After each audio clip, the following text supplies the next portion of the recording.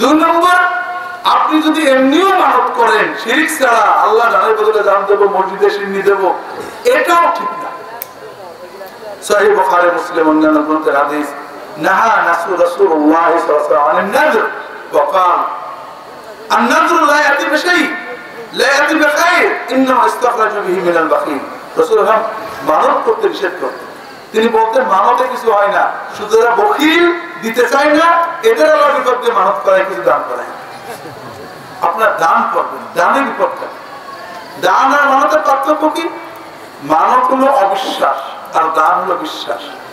আমি 200 টাকা আল্লাহ দেবো, যদি আল্লাহ না দেয়, আল্লাহ তুমি যদি এটা করে দাও তাহলে আমি এটা দিলাম।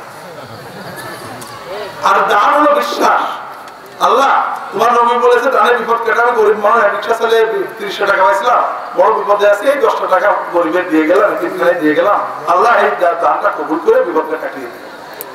এটা বিপদ। কথা বুঝতে পারেন যেটা বলছিলাম? তাহলে মানব এটা ঠিক পদ্ধতি না। আর যদি বিপদে পড়ে পীর মাশায়েখ হুজুর ডাকে, তাহলে সেটা কি হবে? সেটা আবু জেহেলের চেয়েও বড় শিরক। কথা বোঝেননি? বিপদে কাকে ডাকতে হবে?